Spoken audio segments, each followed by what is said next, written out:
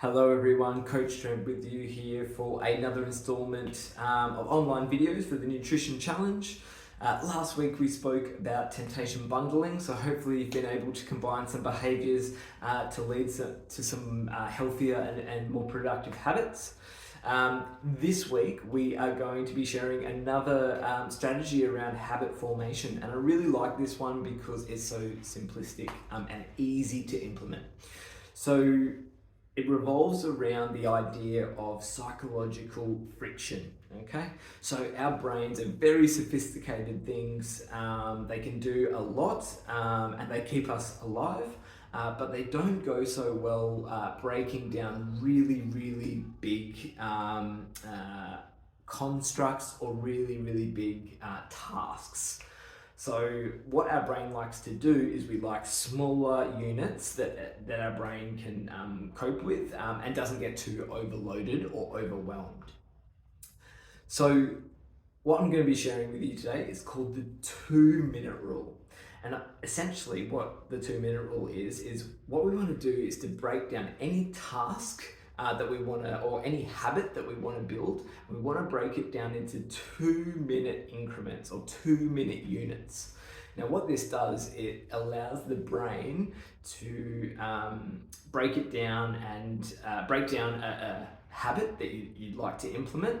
But it seems a lot more achievable, and there's less likely for your brain to seem overwhelmed by it. So the classic example is maybe yourself, or maybe you know someone who has been really motivated, really inspired, and they're like, right, I'm going to train for a marathon and I'm going to run 10Ks a day in preparation. Now, for someone that hasn't run a lot, 10Ks a day is a lot of work and it's quite a big task. So the likelihood that they're going to be able to stick to that over the long term is pretty low.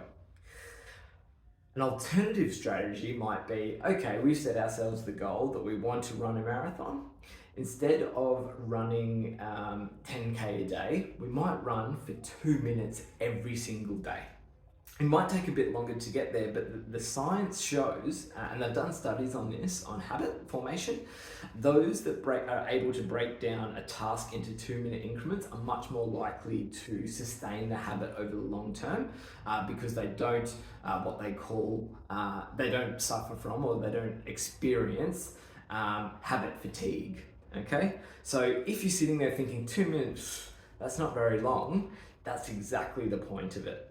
Another great example might be that someone wants to read, or they've set themselves the goal that they want to read a book a month, but they don't necessarily like reading. They might start out the first couple of nights reading half a book, but then they experience that uneasy feeling of, oh, I can't really be bothered. I don't want to read a whole nother chapter this evening. I'm tired. I'm going to go to bed.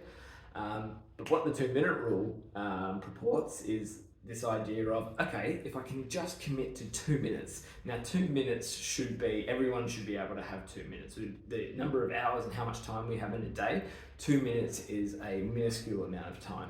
So even if it's just before bed, reading 2 minutes alone, that could be a few pages, and you might think to yourself, oh, I only did 2 pages. But over the long term, if you consistently do that, you're bound to get much closer to reading a book a month than you were trying to go really hard in the beginning and reading lots, and then dropping the habit off overall. So the other byproduct of that is if you sit down to read, for example, and you read for 2 minutes and time's up, you can even set an alarm. You might already be in the zone of reading and go, actually, I want to read some more now that I've done it. Or now that I'm already here, I might as well read some more. So the likelihood that you're not going to continue is pretty low. But if it is, if you spend 2 minutes and think, yep, that's enough, that's absolutely fine. So it's giving you a what we call psychological space or psychological capacity to just spend 2 minutes, and the brain is very good when it comes to very small amounts, or breaking down tasks into very small units. It seems much more achievable. The other bonus tip that you can have with the 2-minute rule is an idea of what's called habit stacking. So if you think about a task that you do ritually, routinely, every single day, so a really good behavior that you can stack habits around is something like cleaning your teeth. Hopefully you're brushing your teeth once, or at least once, ideally twice a day, or having a shower. Hopefully you're doing that once a day as well. And what you can do is you can get this idea of a 2-minute rule and get a habit. So say, for example, you want to increase your leg strength, for example, and your trainer or coach has said, I want you to, actually, let's not do strength, let's do mobility. Your coach has said that we need to improve your hip flexibility so you can get deeper in a squat. So what you can do is spend 2 minutes whilst you're brushing your teeth, or even in the shower, spend 2 minutes mobilizing and doing your hip flexor stretches. 2 minutes is not a huge amount of time, and it's taking advantage of time where you're grounding it in a habit that's already fully formed and something that you do regularly. So perhaps think of those things that you do ritually every single day. For some of us, if you're a caffeine addict like myself, it might be having your morning coffee. Maybe you want to do some couch stretches whilst you're having a coffee, or maybe you want to read the morning paper while you're having the coffee to see what's happening in the world. So habit stacking is a really good way to introduce the 2-minute rule with a habit that's already formed and already ingrained in your daily routine.